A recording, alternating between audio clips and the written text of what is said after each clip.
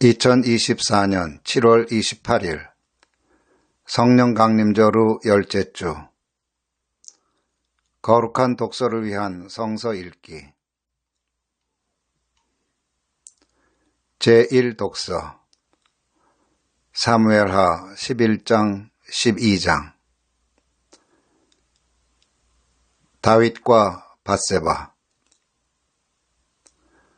우리아의 아내는 우리아가 죽었다는 소식을 듣자 자기의 남편을 생각하여 슬피 울었다.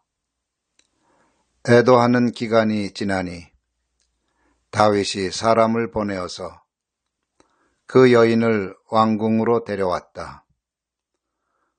그 여인은 이렇게 하여서 다윗의 아내가 되었고 그들 사이에서 아들이 태어났다.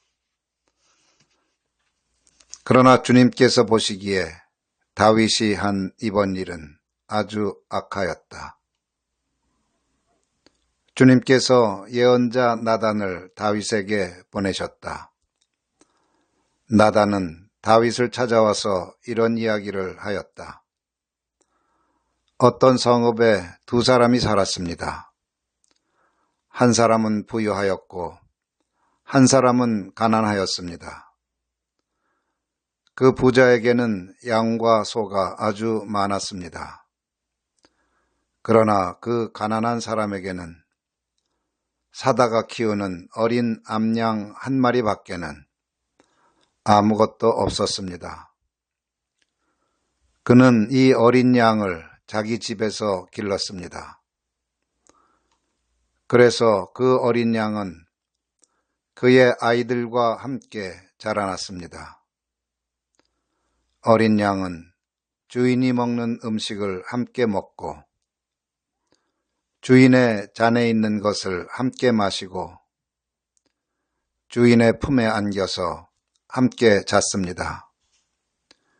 이렇게 그 양은 주인의 딸과 같았습니다. 그런데 그 부자에게 나그네 한 사람이 찾아왔습니다. 그 부자는 자기를 찾아온 손님을 대접하는데 자기의 양떼나 소떼에서는 한 마리도 잡기가 아까웠습니다. 그래서 그는 그 가난한 사람의 어린 암양을 빼앗아다가 자기를 찾아온 사람에게 대접하였습니다. 다윗은 그 부자가 못마땅하여 몹시 분개하면서 나단에게 말하였다.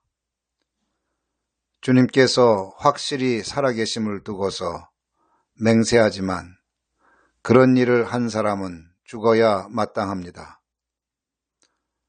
또 그가 그런 일을 하면서도 불쌍히 여기는 마음이 전혀 없었으니 그는 마땅히 그 어린 암양을 4배로 갚아주어야 합니다. 나단이 다윗에게 말하였다. 임금님이 바로 그 사람입니다. 주 이스라엘의 하나님이 이렇게 말씀하십니다. 내가 너에게 기름을 부어서 이스라엘의 왕으로 삼았고 또 내가 사울의 손에서 너를 구하여 주었다. 나는 내 상전의 왕궁을 너에게 넘겨주고 내 상전의 아내들도 내 품에 안겨주었고 이스라엘 사람들과 유다 나라도 너에게 맡겼다. 그것으로도 부족하다면 내가 네게 무엇이든지 더 주었을 것이다. 그런데도 너는 어찌하여 나 주의 말을 가볍게 여기고 내가 악하게 여기는 일을 하였느냐? 너는 햇사람 우리아를 전쟁터에서 죽이고 그의 아내를 빼앗아 내 아내로 삼았다. 너는 그를 암몬 사람의 칼에 맞아서 죽게 하였다. 너는 이렇게 나를 무시하여 햇사람 우리아의 아내를 빼앗아다가 내 아내로 삼았으므로 이제부터는 영영 내 집안에서 칼부림이 떠나지 않을 것이다. 주님께서 또 이렇게 말씀하십니다. 내가 너희 집안에 재앙을 일으키고 내가 보는 앞에서 내가 너의 아내들도 빼앗아 너와 가까운 사람에게 주어서 그가 대낮에 너의 아내들을 욕보이게 하겠다. 너는 비록 몰래 그러한 일을 하였지만 나는 대낮에 온 이스라엘이 바라보는 앞에서 이 일을 하겠다. 그때 다윗이 나단에게 자백하였다. 내가 주님께 죄를 지었습니다. 시편 14편. 아무도 주님을 무시하지 못한다. 어리석은 사람은 마음속으로 하나님이 없다 하는구나. 그들은 한결같이 썩어서 더러우니 바른 일을 하는 사람이 아무도 없구나. 주님께서는 하늘에서 사람을 굽어보시면서 지혜로운 사람이 있는지 하나님을 찾는 사람이 있는지를 살펴보신다. 너희 모두는 다른 길로 빗나가서 하나같이 썩었으니 착한 일을 하는 사람이 하나도 없구나. 죄악을 행하는 자는 다 무지한 자냐? 그들이 밥 먹듯이 내 백성을 먹으면서 나 주를 부르지 않는구나. 하나님이 의인의 편이시니 행악자가 크게 두려워한다. 행악자는 가난한 사람의 계획을 늘 좌절시키지만 주님은 가난한 사람을 보호하신다. 하나님, 시온에서 나오셔서 이스라엘을 구원하여 주십시오. 주님께서 당신의 백성을 그들의 땅으로 되돌려 보내실 때 야곱은 기뻐하고 이스라엘은 즐거워할 것이다.